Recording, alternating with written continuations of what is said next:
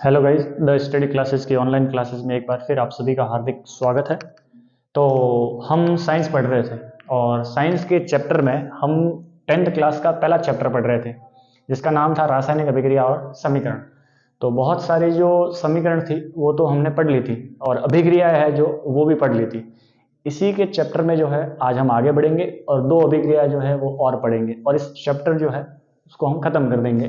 फिर हम क्या करेंगे, जो इसके पीछे जो सवाल आए हुए हैं कि पिछले बोर्ड में जो सवाल आपको पूछे गए हैं वो सवाल हम लेंगे। ठीक है, तो आगे बढ़ते हैं। आप देखते जाओ आराम से रिलैक्स होकर के।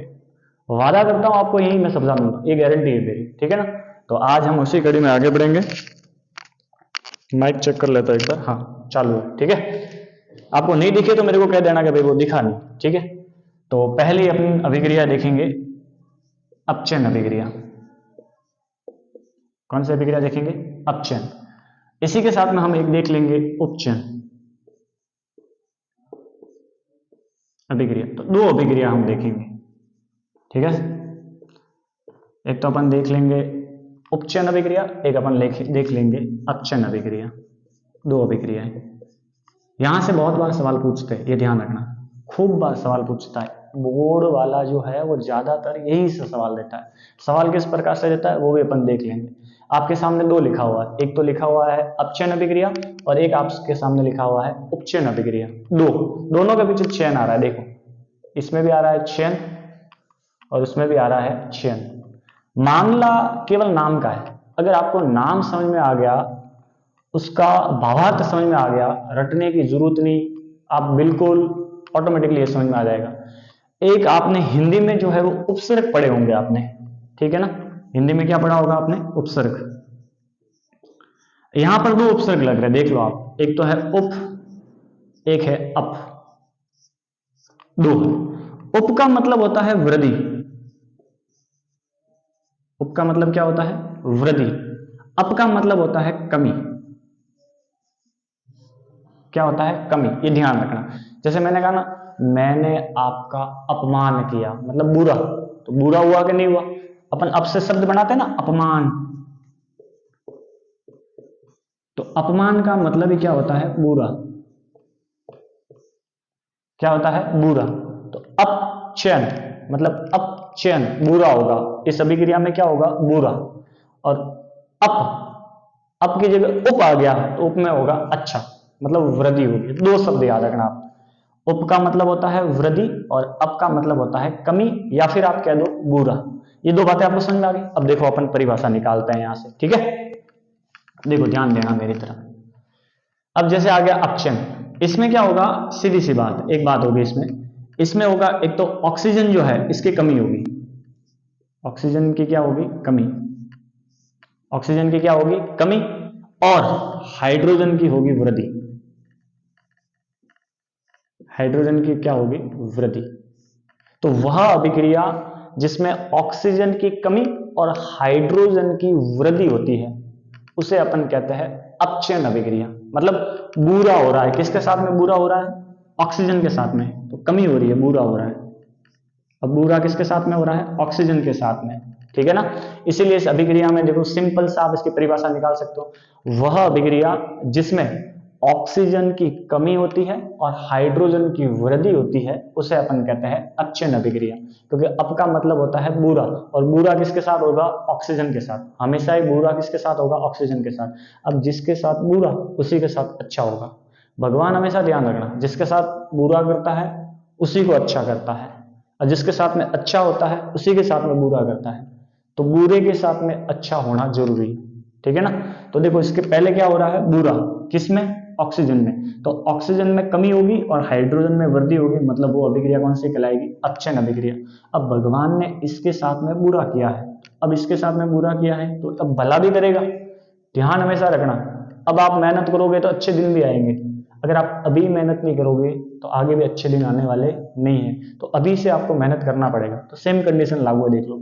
यहाँ पहले भगवान इसके साथ बुरा कर रहा है, ठीक है। अब यहाँ बुरा कर रहा है तो यहाँ भगवान उसके साथ में अच्छा करेगा। तो देख लो, यहाँ ऑक्सीजन की यहाँ वृद्धि होगी।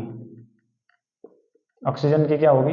वृद्धि। अब ऑक्सीजन की वृद्धि, यहाँ हाइड्रोजन के साथ में अच्छा हो रहा था, यहाँ हाइड्रोजन के साथ में खराब होगा, हाइड्रोजन की कमी। बस इतना ध्यान रखना। एक बार ऑक्सीजन की, अप का मतलब होता है बुरा, तो ऑक्सीजन के साथ में बुरा हो रहा है, अब बुरा हो रहा है तो अच्छा भी होगा, तो यहाँ अच्छा हो रहा है। यहाँ हाइड्रोजन के साथ में अच्छा हो रहा था, तो यहाँ हाइड्रोजन के साथ में बुरा होगा। ठीक है, तो देखो अभिक्रिया क्या होगी, वह अभिक्रिया जिसमें ऑक्सीजन की कमी तथा हाइड्रोजन की वृद्धि होती है अपचयन अभिक्रिया कहलाती है। वह अभिक्रिया जिसमें ऑक्सीजन की वृद्धि और हाइड्रोजन की कमी होती है उपचयन कहलाती है। ठीक है, तो पहले तो अपन उसका परिभाषा लिख लेते हैं। तो क्या हो जाएगी, वह अभिक्रिया अभिक्रिया जिसमें ऑक्सीजन की कमी तथा हाइड्रोजन की वृद्धि होती है, वृद्धि होती है, क्या कहलाती है, अपचयन अभिक्रिया। इसी साइड में आ जाओ। वह अभिक्रिया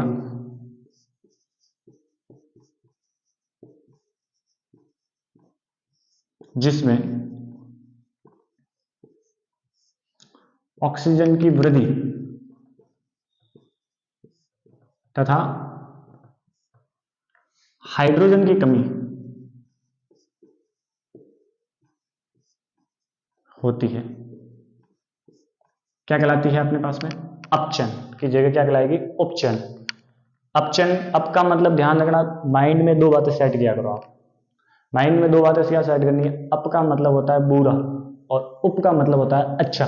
तो उप का मतलब होगा वृद्धि और अप का मतलब होगा कमी। अब कमी और वृद्धि किसमें, दो आदमी है। अपचयन में तो क्या करते हैं, अपचयन में तो भगवान ऑक्सीजन के साथ में बुरा करता है।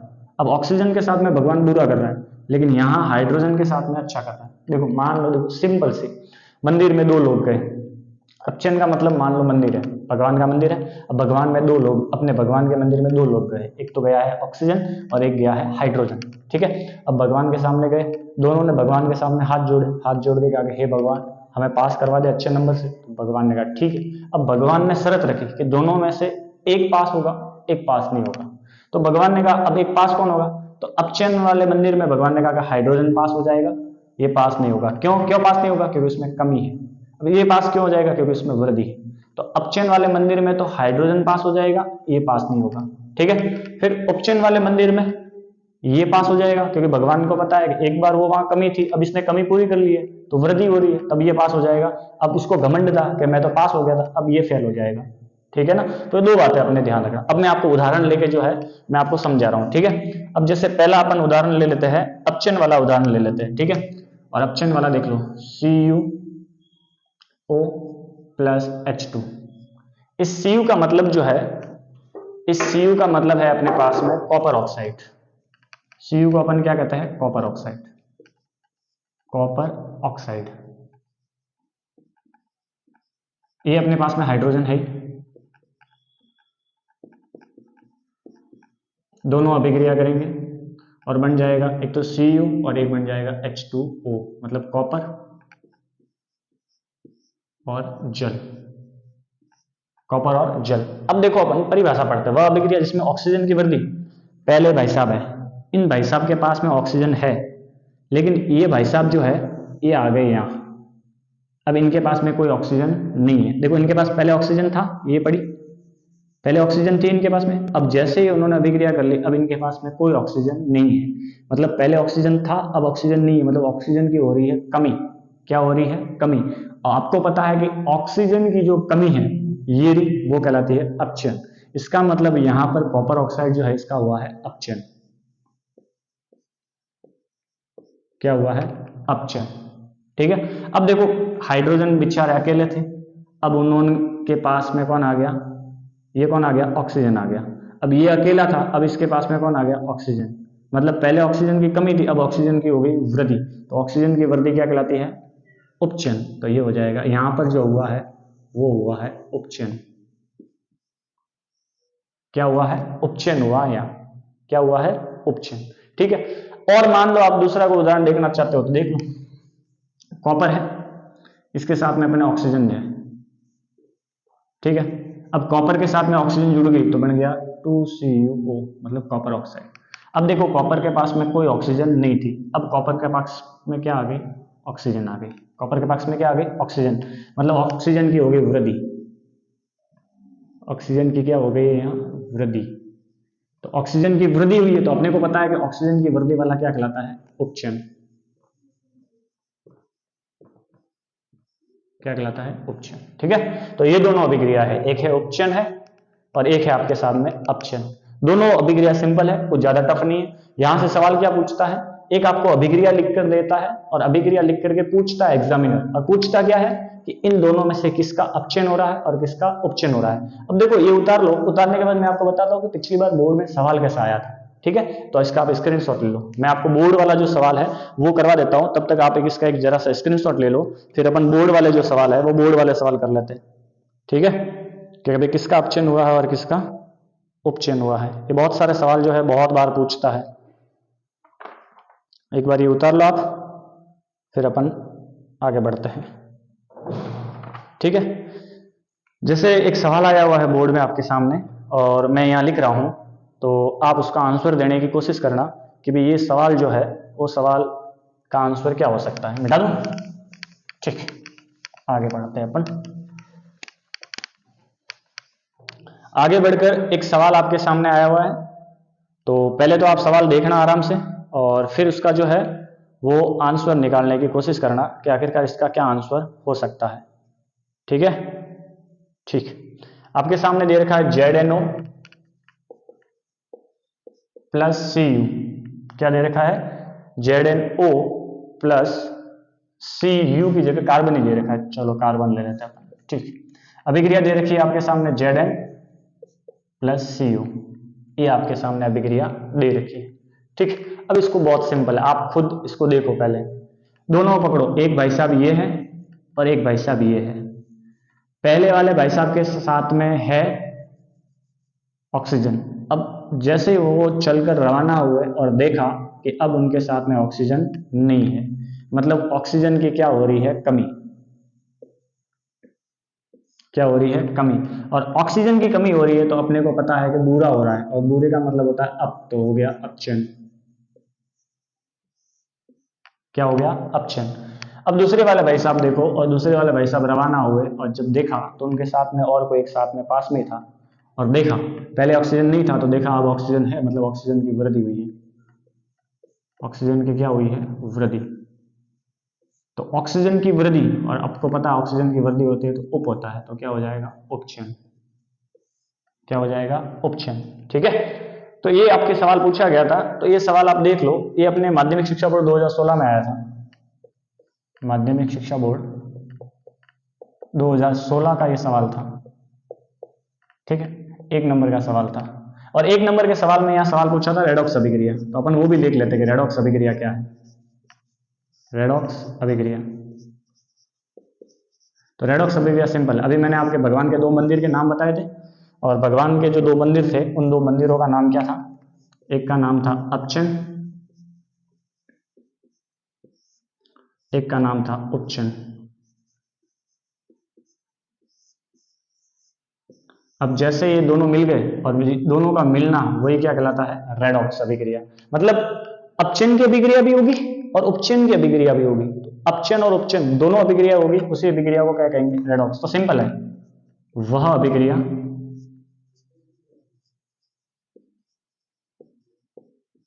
जिसमें अपचन एवं उपचन या ऑक्सीजन की वृद्धि और ऑक्सीजन की कमी, ऑक्सीजन वृद्धि या ऑक्सीजन कमी, या हाइड्रोजन वृद्धि या हाइड्रोजन कमी,